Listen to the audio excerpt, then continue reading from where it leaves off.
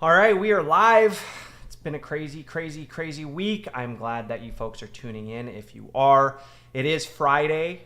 This is a beautiful Friday because I do go on vacation after this. So pretty excited about that. It's been a long week for a couple of different reasons. So before we jump into that, let's talk a little bit about the channel. First and foremost, this week's been pretty crazy. Big roller coaster, especially with views.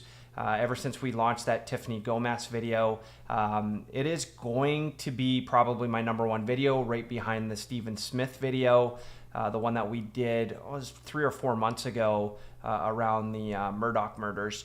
So pretty excited about that. This time around was a little bit different though, because I love that there were so many great comments and so many people want to help the channel continue to grow. We just launched a video today on getting some help around coming up with a new name and anything that we can do to make the viewing pleasure a little bit better. I did receive my sound panels in the mail, so I'm going to work on that this week while I'm on vacation. I've got one last wall to paint. It's not a wall that you folks see, so that's okay, but we're going to finish painting it, and then we're going to put the sound walls up. And then my daughter's going to work on a logo that we are going to paint on the wall. And yes, I changed the camera for videos. For any of my live streams, I'm going to change them back, be a little bit closer to my monitor so I can go back and forth.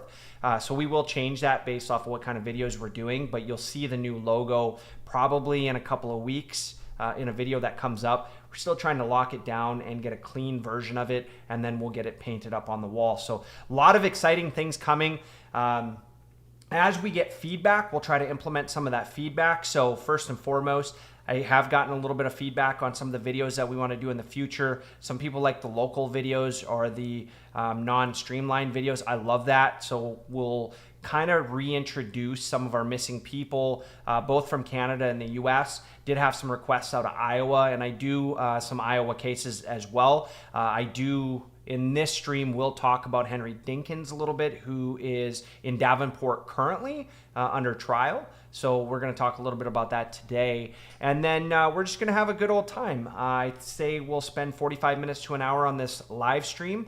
Can't go too much further past that because I do have a date tonight to go see the Dueling Pianos. Haven't seen Dueling Pianos since I've been in Chicago at Howl at the Moon. So I'm pretty excited that the local Circa 21 here, I don't know what you would call it, local theater, essentially is what it is going to have Dueling Pianos tonight. So I'll be doing that. So we will probably have a hard cap of 1 hour.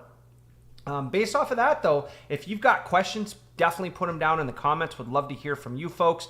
We're going to talk about 4 cases today. We're going to start off with Brian Kohberger. So let's transition into that right away and kind of talk about what's going on with Kohberger. I did a whole video this week around Kohberger as well, so just some things to think about if you want to check that video out. Lots of things happening with Brian Kohberger. Lots of great comments on that video. First and foremost, I did like hearing that most people think that Brian Kohberger is the puppet master right now with his attorneys, right? I thought it was very interesting that after our last live stream last week, there was some breaks in the case, especially around the timing of the case. So it's interesting that Kohberger is going to waive his right to a speedy trial. They were really trying to get going into October 2nd, and that just didn't seem like it was going to be feasible, right? So pretty crazy, but you see right here, the very first thing by the Associated Press that the University of Idaho students to death late last year will not happen as scheduled on October 2nd. He is waiving his right to a speedy trial. So we won't go back and talk about the summary of this case by any means. You can catch one of my videos. I think I have 4 or 5 videos that have been posted on Brian Kohberger. I think he's going to get his day in court, no question. And I think it's going to be great for the justice of the people that were murdered, right? So Casey Gonzalez, Maddie Mogan, Xana Kernodle, and Ethan Chapin, they're going to get their justice one way or another. But we do have to say that Brian Kohberger is innocent until proven guilty, and we do stand by that. But everything is pointing his way.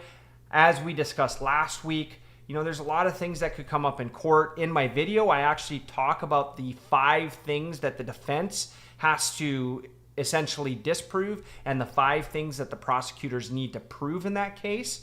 So I won't go into that here, but there's a lot of stuff that's going on in that case. So my thoughts for this specifically is that originally Kohberger was trying to put the pressure back on the prosecution to be able to come up with their case. And I think just over time, he may have realized that, they had 117 pieces of evidence, or at least that's what the police were saying in some of the reports. And in the affidavit, there was only like 15 or 16, and that was a long affidavit, right? So, there's a lot of stuff going on in there. So there's a lot of things that they don't know. The defense has asked for the DNA evidence, and you saw the fight, and we talked about this last time, saw the fight between the defense and the prosecution to get that waived, especially on the way that the DNA was obtained, with the genealogy DNA coming from 23andMe or Ancestry.com or one of those kits. And it's going to make a big difference in this case, and maybe in the future, because if that ends up being a smoking gun, does anybody ever go all the way to the Supreme Court and say, hey, this is invasion of privacy on the citizens, and then does cases like these get reversed, right? So that's going to be a thing that I think is going to come forward in this case. And then obviously, murder weapon, eyewitnesses, the cell phone towers, all of these things play a factor. If you want to go more into detail with that, check my video out on that. But I think that as Brian Kohberger is sitting in his cell, he's thinking to himself, okay, one strategy was to put the pressure on. Another strategy was to say, we have an alibi. Let's take the prosecution's attention off of our case and to try to look where this alibi might be coming. Then the prosecution comes in, goes to the judge, says, Judge, we want to hear about this alibi by September 8th. Judge says, yes, if there's any more to the alibi other than Brian Kohberger driving around by himself the night of the murders, if there's any additional details, those need to come out pre-trial so that way the prosecution has enough time to prepare their case before going into trial. Now, my curiosity is a lot of this stuff going to change based off of not, waiving his rights to a speedy trial, which could happen. And that'll be really interesting to see in the Kohberger case, because this one's got a lot of twists. It's got a lot of turns. And, to be frank and to be fair, everybody wants to see justice for these 4 college students that on the surface appear that their lives were taken needlessly. Okay. And really under any circumstance, their life was taken needlessly anyways. But a lot of folks are convinced that it's Brian Kohberger. Again, I think the evidence points his way, or a lot of the evidence points his way, but he still deserves his day in court, and he still deserves the due process of a jury of his peers, or if he elects a bench trial, to find his guilt or innocence through that process. I do still think that there's going to come a time where this could turn into a plea deal of some sort, maybe taking the death penalty off the table or whatever the case might be. So I'm really looking forward to that. What's going to happen, and why do we need the extra time on the defense side? Obviously, I've never been through a case like this.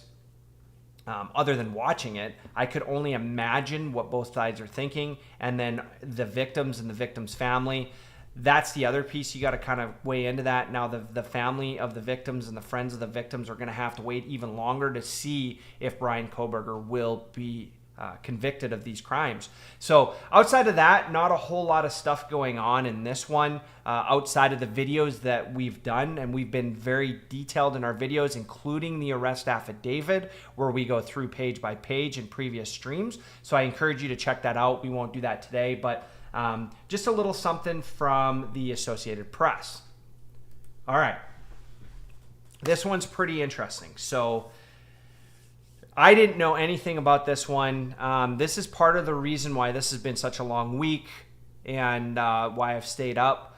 A lot of this has to do with the comments that are coming in on my previous videos. A lot of great comments, by the way, and some of the suggestions that the community has been providing.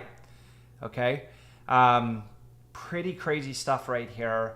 One of the comments that came through, and I don't want to paraphrase it because I actually do highlight this in the video that's coming out on Saturday, but I'll go see. I should have queued this up, and this is my bad. I should have queued this up, but basically from our community, no context whatever. And I say in the video, no context whatsoever, but it's no context whatever. came up and said, hey, why don't you look into Tom Cowling and see what happened a couple of weeks prior to Tiffany Gomas. And, during that time in my video, I wasn't quite sure. I wasn't really convinced if Tiffany Gomas had staged this, the crazy plane lady had staged what had happened, or if it was something that was just an incident that happened, if it was drug related, if it was alcohol induced, if it was momentary lapse in judgment. You've heard me say this already. Or if it was a publicity stunt. Because, hey, look, at the end of the day, a month later, Tiffany Gomas comes out. She rebrands herself. We're at 140,000 on Twitter for her already. And you're starting to see her Instagram go up. And some of these social medias really start to gain some traction, which is great, right? At the time when I look at the video is pretty raw. It's taped most likely on an iPhone. But there's some things that happen in that video that when I went to film school back a long time ago, are cues for us when you're making a video to try to keep audiences engaged. The pan from her walking, which is going to be pretty normal. The way she steps out of frame, comes back into frame, and then after she hits that dramatic pause, she says what she needs to say, steps out of frame again, and then comes back in again, which basically is grabbing your attention, hits that height of the plot, and then kind of ends there, right? From a video perspective. It was brilliantly done. And what's even more brilliant about this is very organic, we're coming to find out. Now, at least that's what we think. It was very organic. Looking at the Tom Cowling instance, and I'm going to play the video for you here in just a little bit. Wow. I spent probably 4 to 8 hours, 2 nights in a row where I was doing a lot of research on this, and I was watching the video over and over again and kind of getting the background on Tom Cowling. Both from a personal side and then from, he's a boxer. So I really wanted to hear about, his career, his health, a pro level boxer. Typically they're in really good health and, their cognitive matter is usually really high, eye-hand coordination, stuff like that. Then I spent a lot of time looking at the video and doing some comparisons of myself of what that video looked like. Now, the difference between the Tiffany Gomas video and the Tom Cowling video is you can really see in the Tiffany Gomas video the panning of the camera, her going outside of the frame and coming back. In the Tom Cowling video, you don't see that as much, but you do see an individual who's taping it, and we'll see her TikTok when I play the video.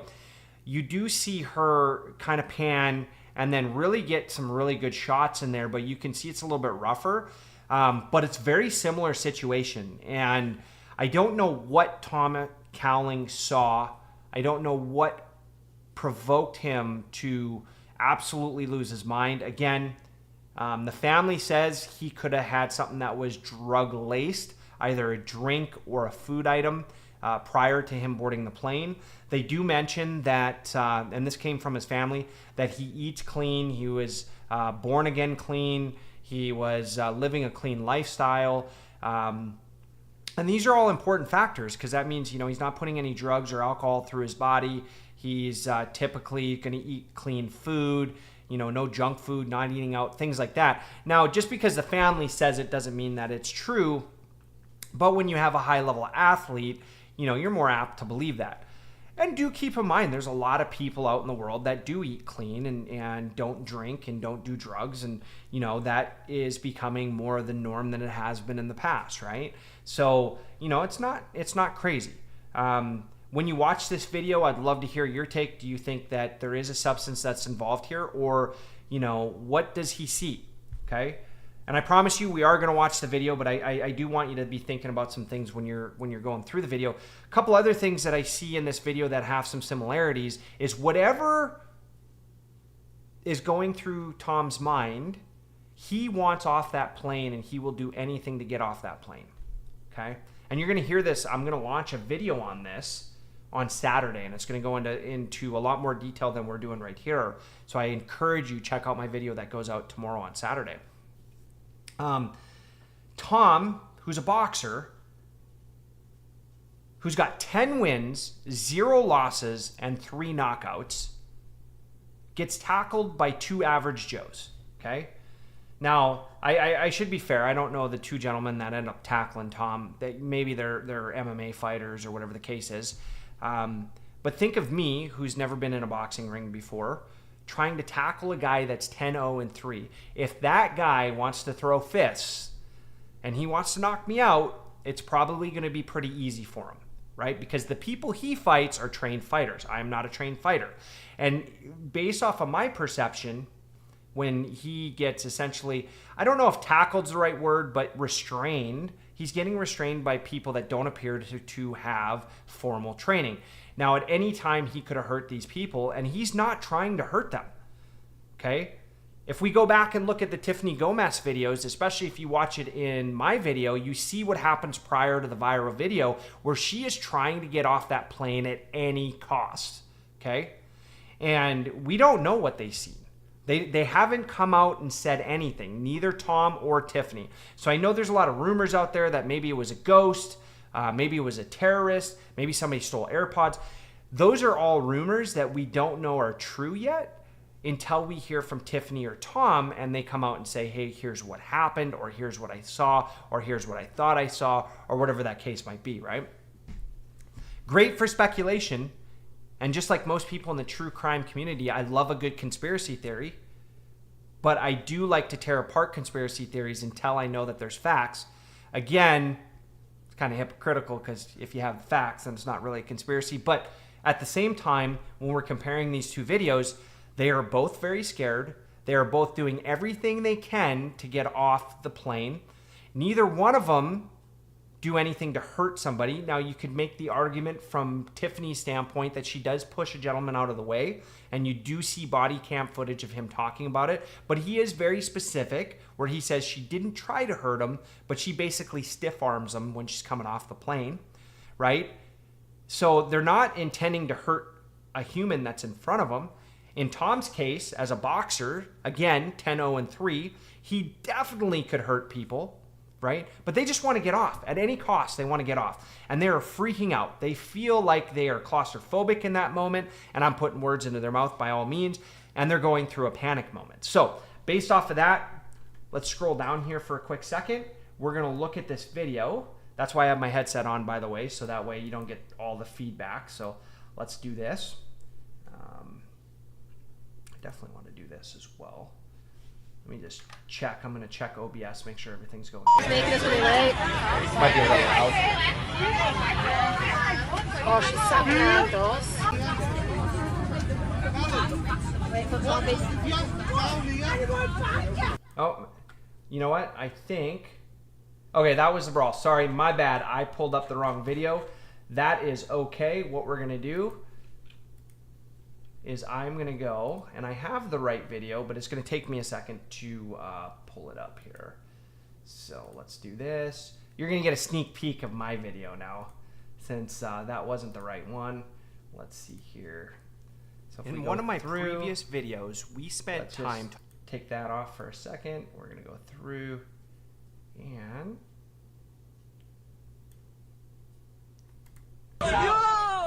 Here we go.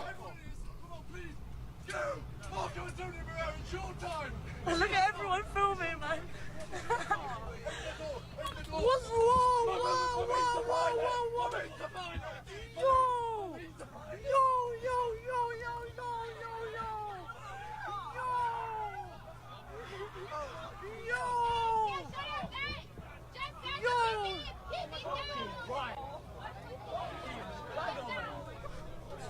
Yo! Get him out! What the fuck is happening right now? And then, okay, so huge, right? So when we're let me get out of there. We will watch the Tiffany Gomas video again here in a second, and we'll see what's going on with that. But I think like absolute craziness right there, right? So let me. I'm actually going to transition this too, so you can see my face while I'm watching this too. Let me make this go full screen again, and we'll watch the Tiffany so you can compare both videos. They can either believe it or they cannot believe it. I don't give two but I am telling you right now, that mother back there is not real. And you can sit on this plane and you can...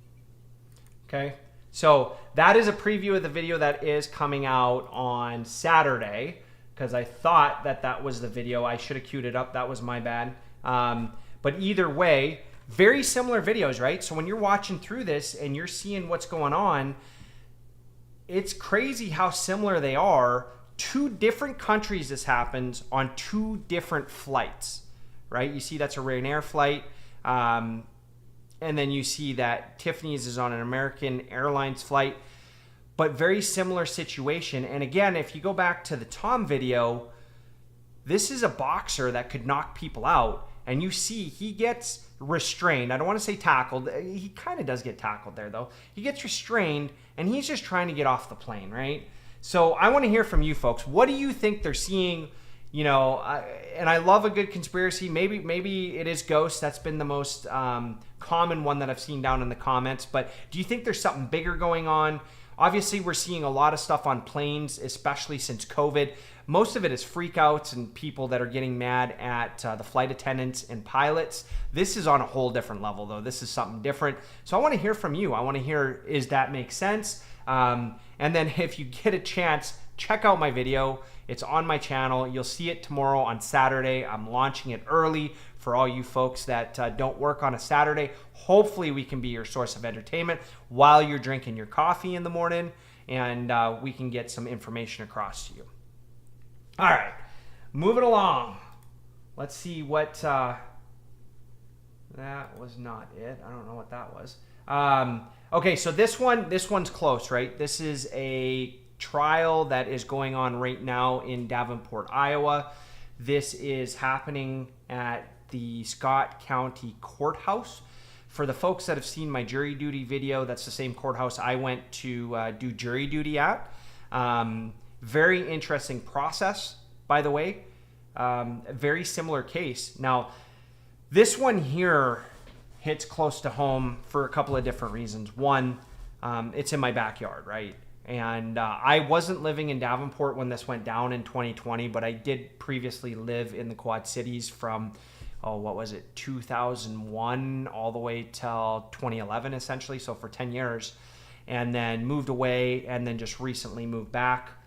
We still have a lot of friends and a lot of family here, and we moved back for family purposes, right? So the big thing with this one is I remember hearing about this case, but since I didn't live here at the time, it kind of got looked over, right? So it didn't really make national news. But the synopsis of it is Henry Dinkins, the person that you see right here, and I'm not going to play a video because this is just a live stream from today, but he's 2 weeks into his trial, and Henry Dinkins basically is accused of killing 10-year-old Bracia Terrell, or Bracia.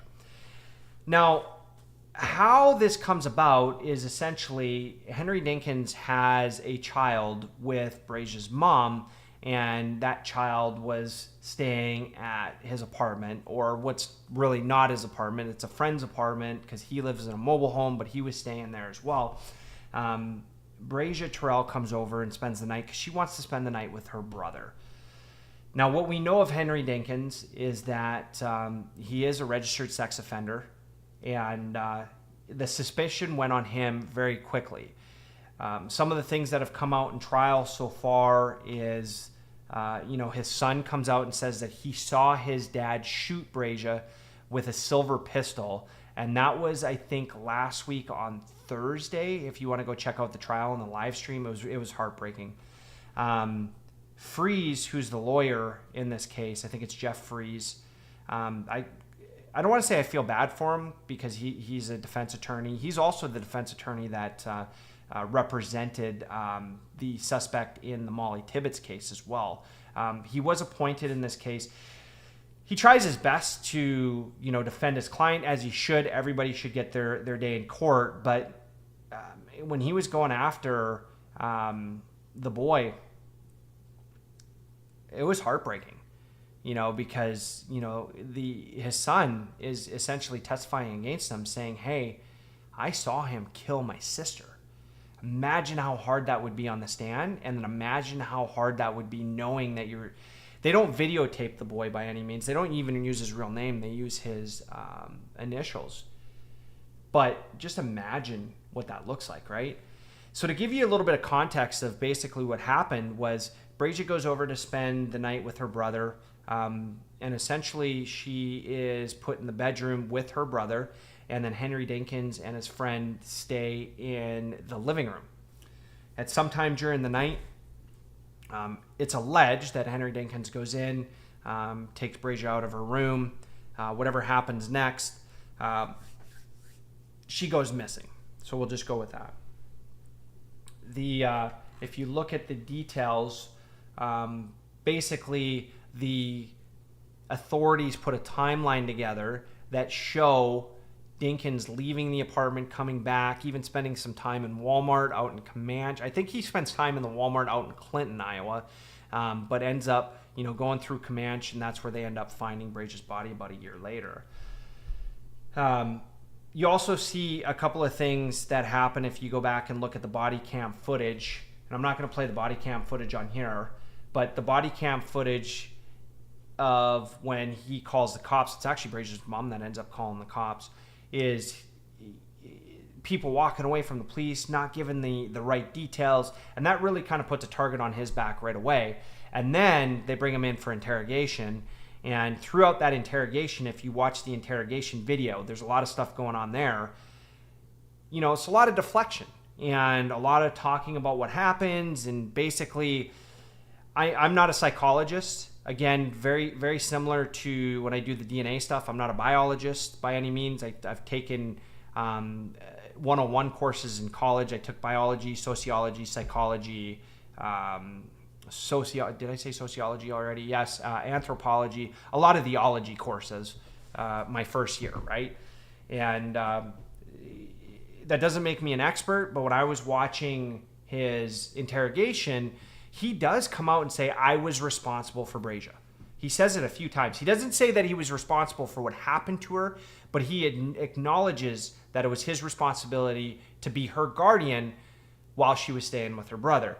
Now, the way it comes across is it really comes across guilty. Again, it doesn't come across like, he did it, but those are the cues that I was like, wow, okay, he's guilty of something. There's things that happen, you'll come down here and you'll see it on the screen where, reports 3 of 10 samples taken were a match exactly. That was the dirt essentially that was found where she was found, and it was found in his car as well, and they find the gun, that kind of stuff. The heartbreak of this story, though, is really looking at it from the eyes of a 10-year-old, okay?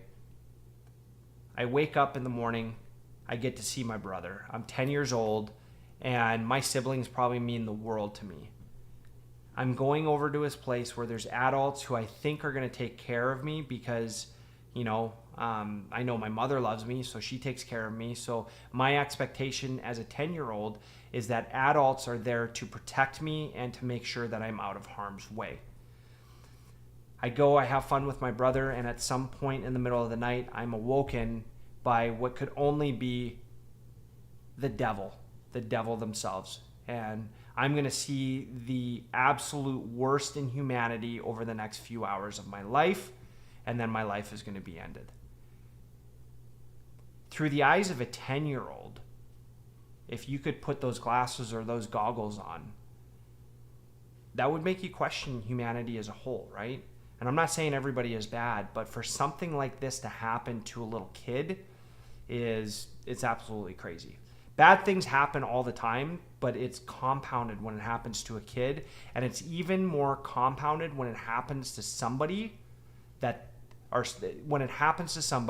from somebody that they trusted. Okay? In my opinion, and this is kind of going off what we're talking here, Henry Dinkins' responsibility that night was to be the pack leader. Okay? I've always learned this. I've learned this from my mom. I use this every day, just like the wolf, right?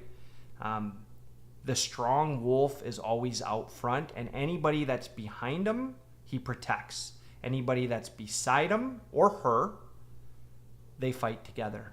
And anybody that's in front of them that is trying to stop them becomes the enemy. Henry Dinkins' responsibility was to take care of Brasia that night. And he broke that trust, and he broke it in the worst way. And I'm watching this in trial. Nothing in trial looks very good. So this is the type of stuff that we want to see prosecuted. Now, again, he does need to be proved guilty.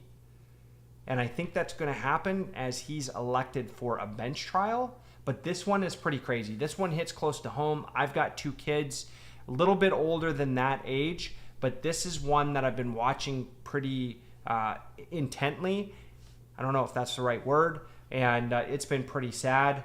And it'll be interesting to see. I am going to make a video on this specifically of the timeline, especially for my local folks. So if you've got any questions on it, or if there's things that you want to see in that video, it'll come out in a month or so. Just let me know. Okay, moving on. Here's the last one, and then I'll just talk a little bit about the channel. So Rachel Morin, we did a video on this one as well. At this point, they're still looking for the suspect, right? The reason why I wanted to bring this up, because we hit this last week in the live stream, is that what scares me, and it should scare everybody, is that the prime suspect, and you see it right here, could attack more people if he isn't caught. And you know, this is not anything new, but basically the Maryland police are saying if we don't catch this person, you know, they could strike again. What scares me is that in a lot of serial killer cases, they typically do a lot of killing in one area, and then maybe they'll move to another area and then do a lot of killing. We don't know if this person has done this before. We do know that he was part of a home invasion. We do know that he's been caught on camera, at least from the back. But we don't know if he's murdered before or if he's raped before. And I don't know if we're going to find that out until we find who the suspect is and people come forward, or maybe they don't. But the likelihood of him still being in Maryland is probably pretty low. And he could be anywhere. Think about this. From Los Angeles to Maryland, that's a huge gap. That is a long way. So for them to find his DNA in a home invasion in Los Angeles, and then to find his DNA in a rape murder in Maryland, that's scary, because he could be anywhere. For you Canadian folks, that's not far from the Canadian border either. I'm not saying crossing the border into Canada is the easiest thing, but it's not the hardest thing either. So, you know, some of you folks that, you know, are in that Ontario, Quebec, you know, even kind of maybe that Manitoba area, Saskatchewan area, there's possibilities. Not saying that's where they're going to go. It's a very real possibility. Even me in Iowa, Illinois, they could be now around this area. So we really want to see this person get caught. Obviously, it's a case that we're going to continue to watch. Again, pretty sad case. You got 5 kids out there that aren't going to have a mom anymore, you know, living with their dads now, which, you know, that's not a bad thing, them living with their dads, but not having a mom would be pretty rough.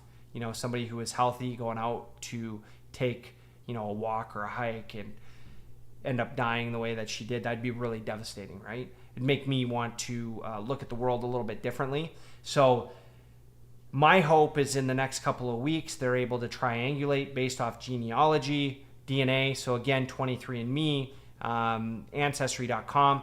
Now again, very much like the Brian Kohberger case, I hope that wouldn't be the smoking gun, because this could be overturned in 5 or 10 or 15 years based off of, if it ever gets to the Supreme Court, what do they think from a privacy standpoint? Does that invade privacy, especially if it's voluntary?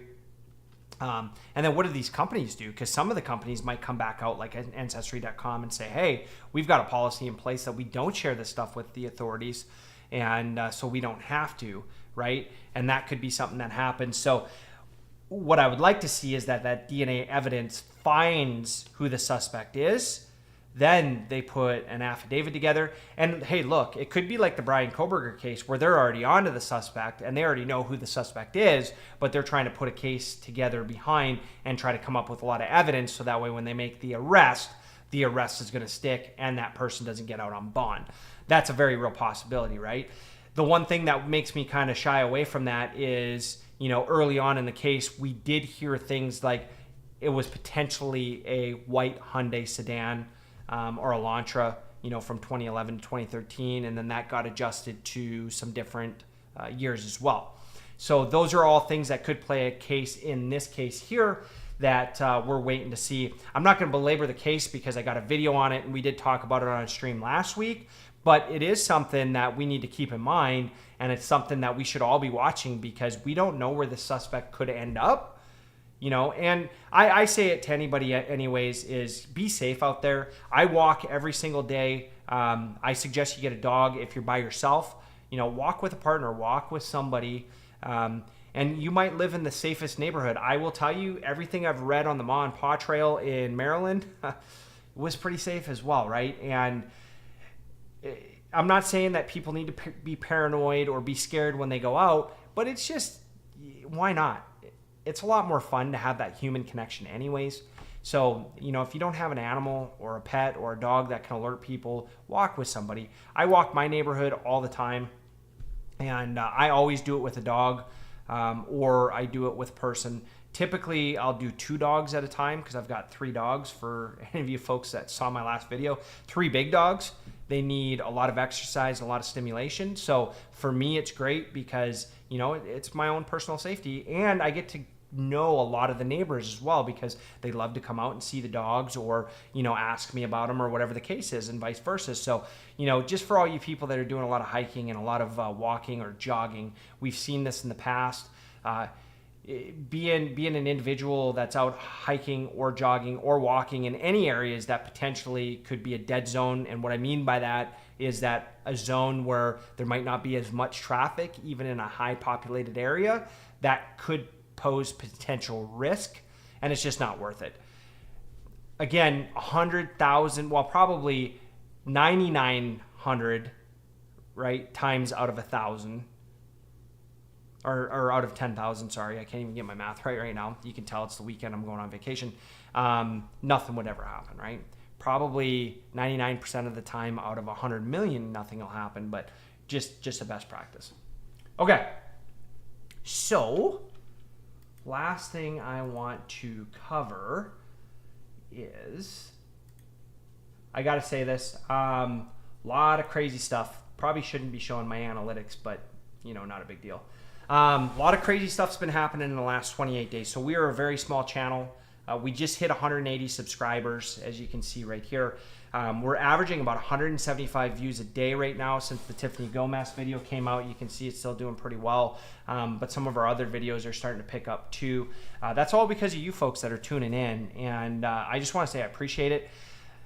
We are a small channel. I've studied YouTube a lot. It takes a long time to get going. This is a passion project. I don't get paid to do it, so I try to do it on my time off. You'll see there was a gap in between some of the videos for a couple of months. I switched teams, had to adapt to a new team, had to adapt to some leadership changes, not in a bad way by any means, but had to adapt the way that I go about doing things. And then just there was a lot of work because we're coming up on a really busy time of year for our business. So it will be a little sporadic. I'm going to try to get a lot of videos out this week. I'll get them queued up for this week and next week, and then probably see me go back to 1 or 2 videos a week, and maybe even some skip weeks in there.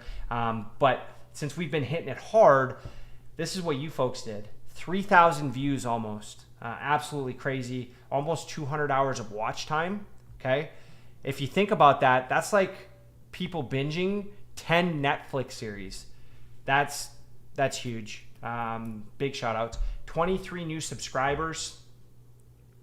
Very excited about that. Where I think, is pretty crazy is the amount of comments that we've been getting. You can see a lot of people, and I'm small enough right now that I can go through and answer every comment, or at least try to. At the end of the day, we're getting a lot of comments. I'm still scrolling, by the way. So this is amazing to me. Everybody that is interacting. I will say that the feedback that you provide me keeps me going. The feedback that I got this week really motivated me to work hard. There was a night that I drove down to one of the furthest parts of my district. It was essentially a 3-hour drive. Did a couple of store visits. I was out in the territory for almost 8 hours and then drove back 3 hours. Long day for me, almost 12, 13 hours. Then I came home and was working on a video that it was a Tom Cowling video that you'll see on Saturday, and worked, recorded the video as soon as I got home and then edited and added pictures and stuff almost till 11 o'clock that night. So you figure I woke up at 4:30 in the morning and then got done at 11, and I was really passionate about it. It was a long day, super passionate. I had to be out with my boss the next day, which, you should probably get a little bit more sleep than I did, but I was just so passionate about the comments. One where there were super cool comments, but the other thing was just some of the feedback that was provided in the videos that you'd like to see, and even some of the improvements you'd like to see on the channel. That motivates me. That's, that is definitely growth mindset. That's anytime that people give feedback, it's worth its weight in gold. Doesn't mean I'll always agree with the feedback. Doesn't mean I'll always implement the feedback, but it does mean that I read it, I take it seriously, and then I try to figure out how it works best with how I approach life. And there's just been some good feedback. So I took that back to the drawing board. I worked with my daughter, said, I need a new logo. I need a logo that's going to have my dog in it, because Max, my new Doberman, is my crime fighting dog. He is the dog that's going to represent the channel. My other dogs do as well. You'll see Cooper in the background of a lot of my videos. He likes to jump up and down while we're making videos. But Max is going to be that mascot long term. You see some of the videos that I posted of shorts of Max when he was a puppy. And, we're going to continue that theme. So I wanted to have a logo. We made that logo. If you go check out the video I launched today, you'll see the logo in there. We're going to clean that up and put a nice purple collar. Purple's my favorite color. So we're going to put a purple collar and then come up with a name. That's our biggest thing. We want to have a name that's catchy, that represents the community. I feel like we've got a real good community so far, very interactive. And I hope that the community feels like it's just as much their channel as it is mine.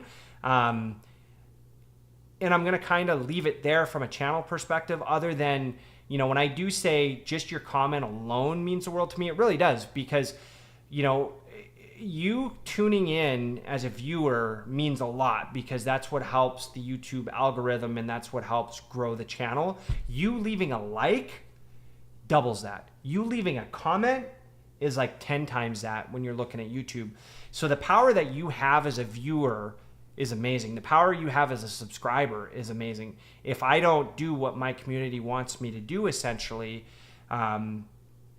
I could lose subscribers or lose viewers, right? And I'm relatively small, so I don't get paid. This is not a full-time job. I would like it to be one day, and I've given myself a 5-year goal to get there, because essentially you want to be at 100,000 to 200,000 before you can monetize. And then I would like it to go back to what my mission was when I first started this, and that is really to become the voice of the people that have went missing, that we don't hear about on a day-to-day. So does that require me hitting new cases like the Brian Kohbergers and things? Yeah, absolutely. That's what people want to see. I got to compete in that environment. I'll still do that, but we're already talking about how can we bring in, having a missing case here and there, right? Like Crystal Arndorf, or the Milliken case, or some of the Canadian cases that I brought forward, right? We want to continue to do that because we think that we could be the voice of some of those folks, especially when we start hitting videos at a higher clip.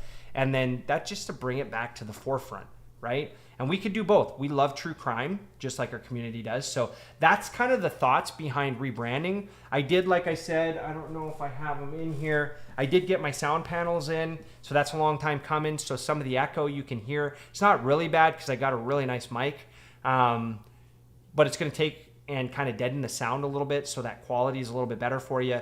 And then you saw that in my videos, I moved my camera so it looks better, and then you can see the back of the wall, and that's where we'll have our logo at. And then, based off of the community feedback, like, do we want to put a couch in here? This is my office that I work for work as well. I've got a really nice 3 PC setup. I've got my work PC, I've got my PlayStation, I've got my crime PC essentially, or my personal computer, and it's all on one desk. It's all set up, got different hats and things. So if I want to, do something different, I can do something different. So all of that will continue to grow, and that's based off of your feedback. So I know that was long-winded, but I want to thank everybody for just tuning in and then even allowing me to be your entertainment. 180 subscribers doesn't sound like a lot, but if you put 180 people in a room, you would fill a meeting room, no doubt. If you put them in a gymnasium, it would be halfway full. We could actually make the gymnasium move a little bit. And then once we hit 1,000, it's going to be like starting to fill an arena. That is really humbling and really cool. So your voice matters in my channel. If you want to see something different or you like what you see, leave that comment, leave a like. It's much appreciated, believe me. And I'm going to continue to try to answer everybody possible, right? If it's something that requires an action, like if it's just a statement, I'll hit a like, right? But continue to do that because it keeps me motivated, and I really appreciate you folks for doing that. So based off of that, it is 4:45 on a Friday. Get your favorite cocktail out. Get your favorite drink. If you're not into cocktails, get your favorite food, maybe your favorite movie. Go for a walk. Enjoy your weekend. I am off for the next week, so I'm going to spend a lot of time on the channel. That being said, I'm your host, Tim Solberg, and I am over and out.